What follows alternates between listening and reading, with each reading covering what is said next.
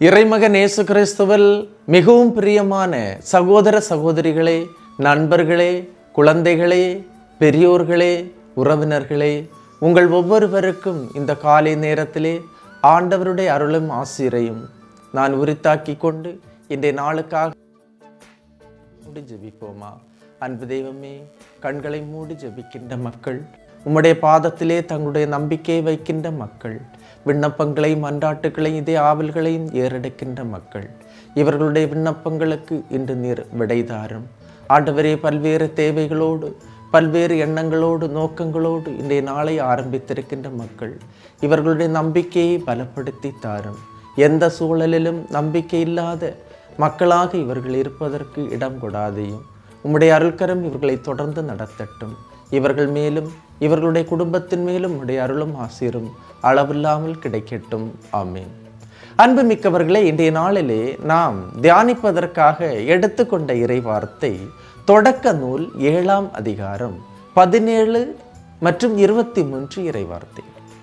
40 நாட்களாக பெருவெள்ளம் மண்ணுலகில் வந்து கொண்டிருந்தது. வெள்ளம் பெருக்கெடுத்து பேழையை தூக்க அது நிலத்திலிருந்து உயர்ந்து எழுந்தது. அடுத்த இறைவார்த்தையை பாருங்க. மனிதர் முதல் விலங்குகள், ஊர்வன, வானத்து பறவைகள் ஈறாக மண்ணில் உயிர் வாழ்ந்த அனைத்தும் அழிந்தன. அவை மண்ணுலகில் இராதபடி ஒழிக்கப்பட்டன. நோவாவும் அவருடன் பேழையில் இருந்தவர்களுமே எஞ்சி இருந்தனர். நோவாவின் பெட்டகம் உயிரை காப்பாற்றுகின்ற கவசம். மழை, வெயில், பனி, இடி, புயல் இவற்றிலிருந்து காக்கின்ற பெட்டகம்.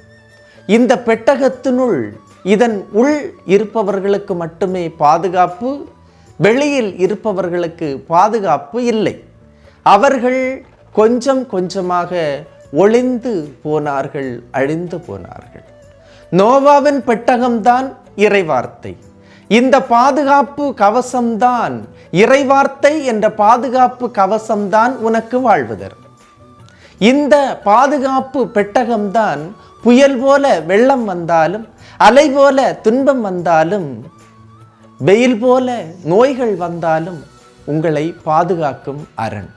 நீ செய்ய வேண்டியது ஒன்று மட்டுமே, இறைவார்த்தை என்ற பெட்டகத்தினுள் நீ செல்ல வேண்டும்.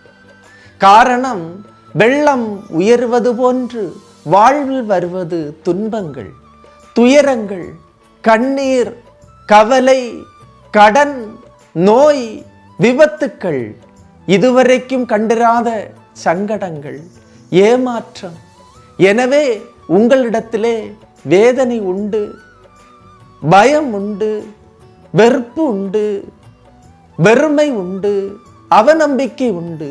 இவற்றின் மத்தியில் வாழும்போது வாழ்வு இனிமையாக இல்லை, மகிழ்ச்சியாக இல்லை, வாழ்வு கசக்கிறது. அன்புமிக்கவர்களே, இறை வார்த்தையை எனது நாவில் வைத்தபோது அது தேனாய் இனித்தது என்று விவிலியம் நமக்கு சொல்லுகிறது. ஆக நாவுக்கு இனிமை தருவதும் வாழ்வுக்கு இனிமை தருவதும் இறை வார்த்தை. பெட்டகத்தினுள் இருந்தவர்கள் அலைக்கழிக்கப்படவில்லை, தகர்ந்து போகவில்லை, தண்ணீர் அவர்களை மூழ்கடிக்கவில்லை. பெட்டகம் அவர்களை பாதுகாத்தது. இவர்கள் இறைவார்த்தை என்ற பாறையின் மீது வீடு கட்டிய அறிவாளிகள்.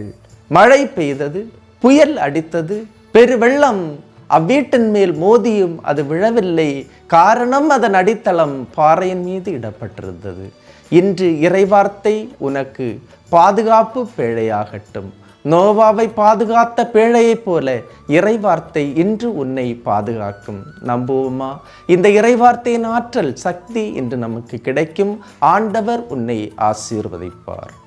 எல்லாம் வல்ல இறைவன், தந்தை, மகன், தூய ஆவியார் உங்களையும் உங்கள் குடும்பத்தையும் நிறைவாய் ஆசீர்வதிப்பாராக. ஆமீன். இயேசுவுக்கே புகழ், இயேசுவுக்கே நன்றி. மரியே வாழ்க.